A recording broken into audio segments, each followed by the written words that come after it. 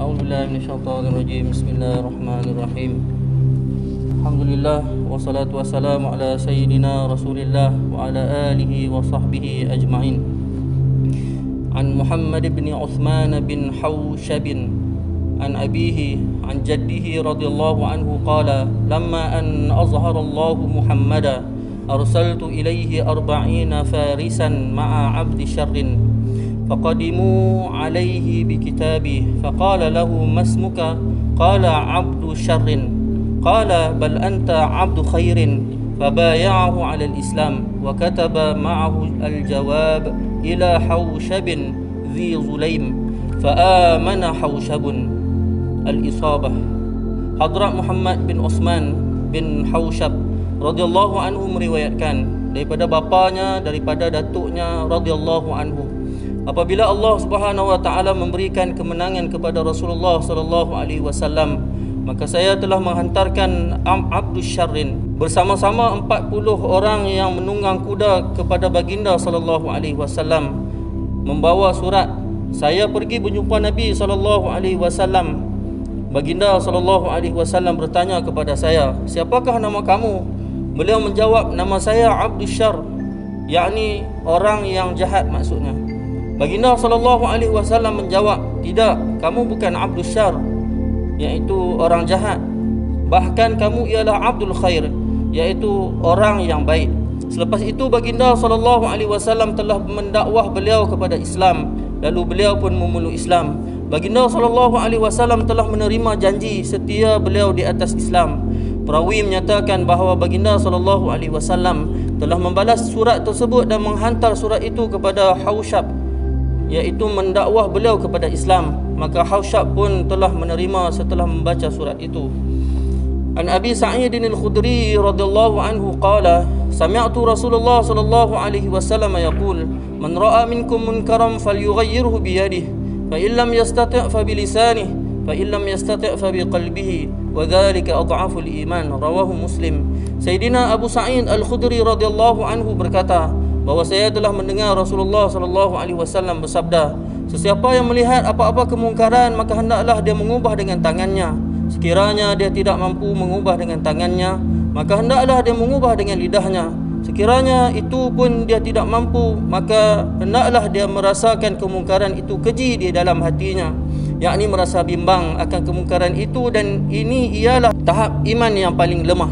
Sayyidina Abu Sa'id al-Khudri radhiyallahu anhu berkata bahawa saya telah mendengar Rasulullah sallallahu alaihi wasallam bersabda, sesiapa yang melihat apa-apa kemungkaran maka hendaklah dia mengubah dengan tangannya. Sekiranya dia tidak mampu mengubah dengan tangannya, maka hendaklah dia mengubah dengan lidahnya. Sekiranya itu pun dia tidak mampu, maka hendaklah dia merasakan kemungkaran itu keji di dalam hatinya, yakni merasa bimbang akan kemungkaran itu, dan ini ialah tahap iman yang paling lemah.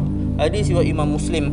An Nu'man bin Bashir radhiyallahu anhuma 'anil Nabi sallallahu alaihi wasallam qala masalul qa'imi ala hududillahi wal waqi'i fiha kamathali qaumin istahamu ala safinatin fa asaba ba'dhum a'laha wa ba'dhum asfalaha fakana alladhina fi asfalaha idha istaqaw min al-ma' marru ala man fawqahum faqalu law anna kharaqna fi nasibina kharaqan wa lam nu'zi man fawqana fa in yatrukuhum wa ma aradu halaku jami'a wa in akhadhu ala aydihim najaw wa najaw jami'a. Rawahu al-Bukhari. Sayyidina Nu'man bin Bashir radhiyallahu anhuma meriwayatkan bahawa Nabi sallallahu alaihi wasallam bersabda, perumpamaan orang yang mentaati perintah Allah Subhanahu wa taala dan orang yang melanggari perintah Allah Subhanahu wa taala adalah seumpama orang-orang yang menaiki sebuah kapal yang besar yang telah menetapkan tempat mereka secara undian. Sebahagian orang mendapatkan tempat di dek atas dan sebahagian lagi di bahagian bawah. Apabila orang-orang yang di bawah itu memerlukan air, mereka akan pergi ke atas lalu berjalan di celah-celah orang yang berada di atas.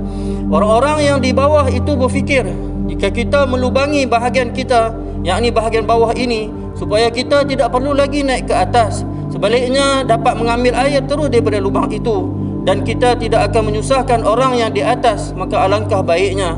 Sekiranya orang-orang yang di atas membiarkan orang-orang yang di bawah dengan keadaan mereka itu dan tidak mencegah mereka daripada pendapat sedemikian itu, dan mereka membuat lubang itu, maka mereka kesemuanya akan karam. Jika orang-orang yang di atas itu memegang tangan-tangan orang-orang yang di bawah, menahan daripada melubangi bahagian mereka, maka mereka sendiri serta semua penumpang yang lain akan selamat. Hadis riwayat Imam Al-Bukhari. Keterangan dalam hadis ini, dunia telah diumpamakan seperti mana sebuah kapal yang semua penumpangnya pasti akan terkesan dengan kesalahan penumpang yang lain. Penduduk seluruh dunia adalah seumpama satu kaum yang menumpangi di atas sebuah kapal. Dalam kapal itu ada orang yang taat dan ada juga orang yang tidak taat. Jika keadaan tidak taat berleluasa, maka bukan sekadar orang yang melakukan penderhakaan itu sahaja yang akan mendapat kesannya, bahkan seluruh kaum di seluruh dunia turut mendapatkan kesannya. Oleh itu, untuk menyelamatkan kehidupan insan daripada kemusnahan, maka sangat penting untuk mencegah penderhakaan terhadap Allah Subhanahu wa taala. Sekiranya tidak dilakukan sedemikian, maka kemungkinan seluruh insaniyah akan terperangkap dalam azab Allah Subhanahu wa taala. Wallahu Subhanahu wa taala a'lam. Mudah-mudahan Allah Subhanahu wa taala memberikan hidayah dan dapat beramal insya-Allah.